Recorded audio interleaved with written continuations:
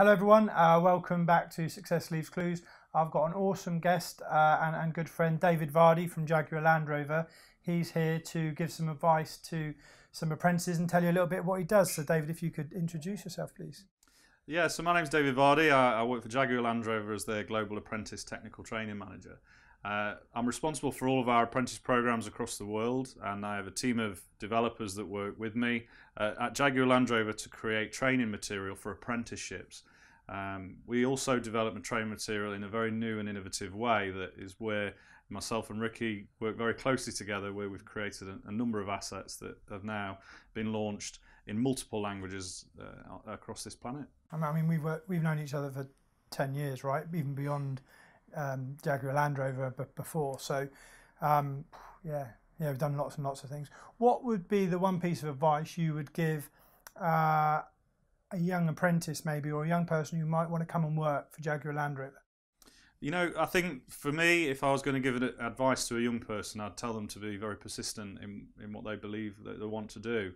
At the end of the day, the automotive industry is no different to anywhere else, and you have to go out and find that career path. You have to go out and you have to ask the questions. Sometimes young people in this world are looked upon as somebody that's inexperienced. They don't have the ability to make a change within a company. And certainly for me, an apprentice technician has the ability to not only make a change, make a difference, but be a valuable asset that will be the future of our industry. So, you know, go and knock on those doors, go to the retailers, ask for the information that they need, and present yourself, because ultimately you are the future of our world, which sounds kind of crazy, but it's the reality. We're Jaguar Land Rover run a global business.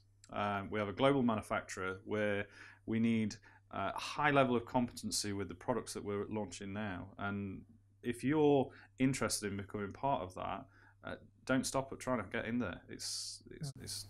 And when we say success leaves clues as well, I mean, a lot of the people who are in the senior roles within the business, a lot of them actually started as apprentices too, didn't they? So it doesn't just finish once you then pass your apprenticeship and go into be maybe a master tech. Actually, you go all the way through the business, which like you've done yourself and your team, haven't you? Absolutely. I think if you look at, certainly within my own team, I was an apprentice, and my developers have come through apprenticeships in different variants, mainly technicians and different industries, and we've worked our way through a retailer and then into a head office function. If I was to look further up and look at some of the senior directors in our business, they've come from the apprenticeships too. So being an apprentice doesn't mean you're going to learn about being a technician if you're doing a technical apprentice program and then qualify and become a technician. You know, you can progress all the way through right to the senior director roles. It's if you want it. You follow the path based on your passion and enthusiasm. If you go for it, there's no reason why you can't get it. And what's important to you and us with Jaguar Land Rover to inspire a young generation, and what's different now to maybe what it was before? What's very interesting in the time that we've got at the moment with Jaguar Land Rover, we're going through a period of change, and this is not just Jaguar Land Rover. This is also you know, multiple industries, multiple businesses, whereby I was told a number of years ago that at some point in our lives there will be multiple generations of individuals in the same office, and how as a business would we cope with managing and developing those individuals. I've come to Jaguar Land Rover now at this point where those generations are there, so we have different age groups, different backgrounds, and also now different cultures. So I'm very passionate about inspiring young people and the generation as such. But and the myth that we were working on last year and continue to work on is the very much the lifestyle side of things as well. Is that the old I suppose the old belief was I wasn't very good at school, but I'm good with my hands. You know what? Maybe I'll become a mechanic or an engineer. And in today's climate, the cars are spaceships, right? Absolutely, and this is at the moment we're in this period of transition between the gasoline engine, the combustion engine, which is being run out of today's society. You know, in years to come, we won't see an engine in a car. We're moving to an electrified world where cars are plugged in at home. They're diagnosed for faults online, and they have technology that the world didn't even imagine when I was an apprentice. So being able to bring people in to work on that product and understand that product and provide diagnostics for vehicles like that is a very challenging environment. When if you followed that process of I was good with my hands, I will become a mechanic. That doesn't necessarily mean that you can't grow and develop and become a good technician in that environment. What we need to think about certainly today is getting to people to understand that the world is changing and that we're providing an opportunity for them to develop skills they never thought they would need in an automotive manufacturer. So what advice would you give a young person who maybe wants to have a career working for Jaguar Land Rover, or maybe would like to do an apprenticeship? What advice would you give them? You know what? When I was an apprentice technician, I was very passionate about fixing cars. I love cars, love getting my hands dirty. Never in my life, 15 years before, would I have imagined that from the day I was fixing that car that I would be designing a clothing range for a premium car manufacturer. The scope of opportunity for an automotive brand is vast. The amount of jobs that you could do, the amount of career paths you could take, that you wouldn't even imagine the different job titles that you could potentially have in a car manufacturer. You think a car, you've got to fix a car. Well, it's not real. There's marketing, there's products, there's events, there's all sorts of things. And what I've found in my life is how fascinating it is that you can start to learn new skills from becoming an apprentice. I didn't go to university. I didn't really do very well at school at the time, but I was very passionate. I was very engaged, and I love automotive, the automotive world.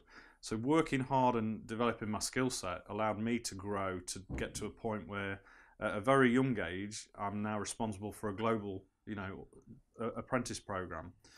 So you don't necessarily have to be, come out of a university education and follow a different path to a different, different career. You can grow yourself and develop your own skill set and reach for the stars. And on that, how is the training also different now to maybe how it was back then with technology? I mean, obviously we're working together on a lot of different things, and we've done workshops and everything with you, but how is the technology and the training now so different from way back when?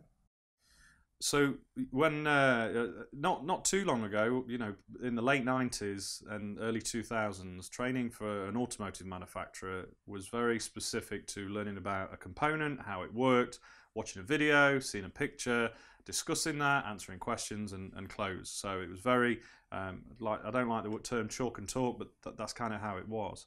We're now working on connected cars. We're now working on innovation that goes beyond an automotive vehicle. And we have to reflect that in the type of training that we do. Combine that with the different type of individual that we're now training. The young mind today is very, very different to what it was, years ago. When I was an apprentice, I didn't know what a mobile phone was. It didn't exist. Now it's a core minimum of what you should have in your pocket.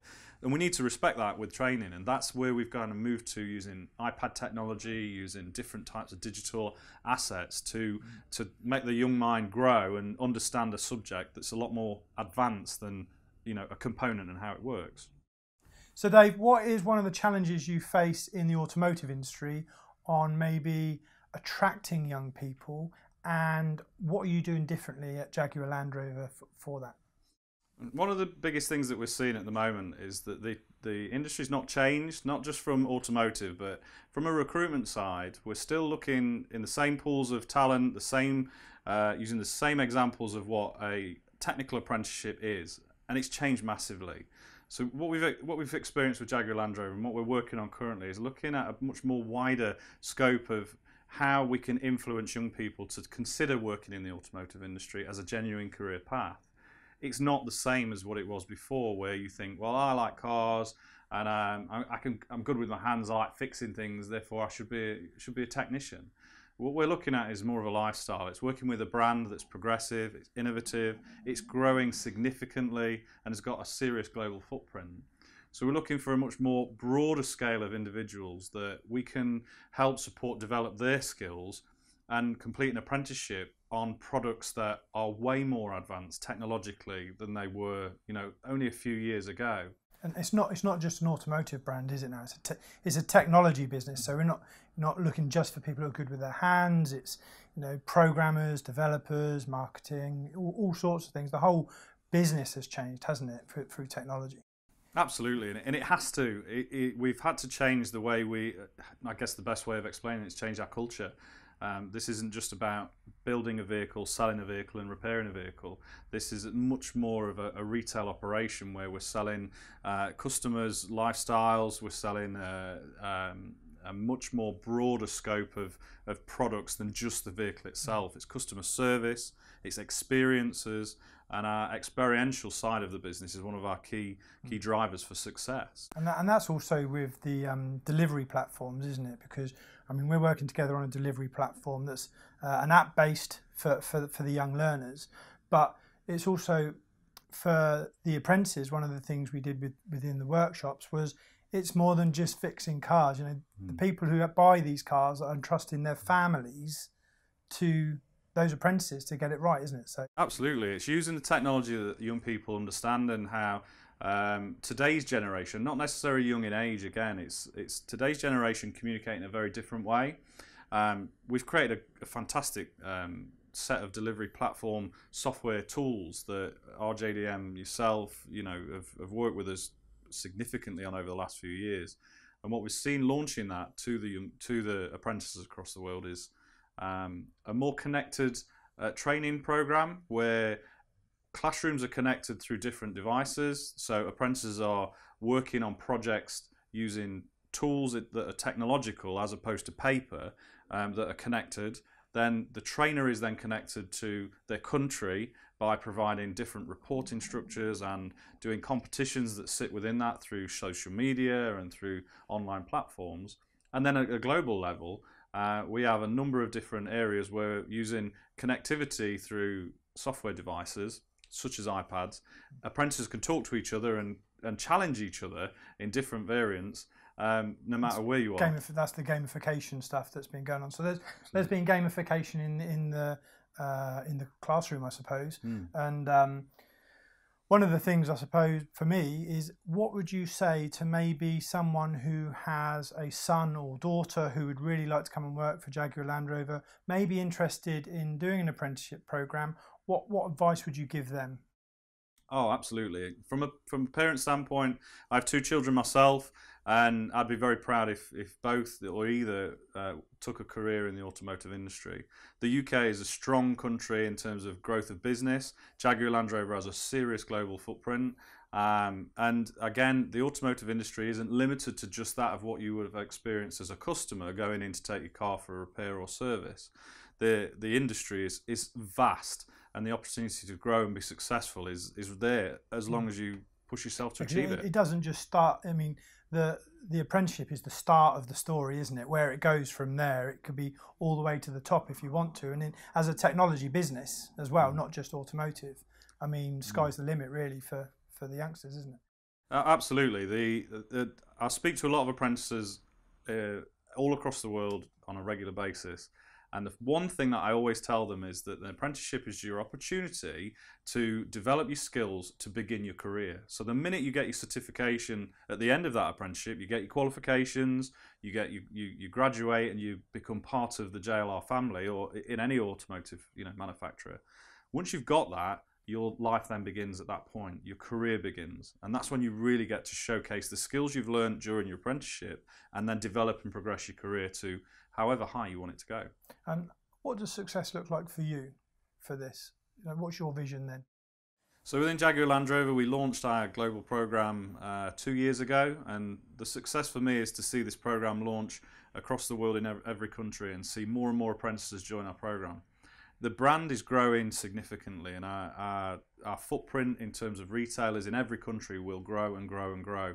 And what I would like to see, and what I would consider as a success, is that those new retailers that open up every day are filled with qualified apprentices that come through our program, using our tools, using our software device, using our digital platforms to get significant skill set above and beyond what they've potentially thought they could experience in the past. And what success looked like for you personally?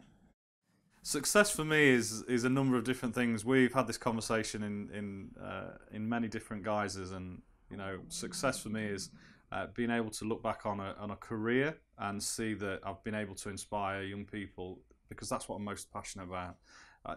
My strap line and everything that I've always said in the past is I want somebody, even if it's one person, to say, because of you I didn't give up. That's success for me. So there you have it. So thank you ever so much, David, for coming in. You will hear from David again later in the shows and some of the other things, but thank you. Cheers.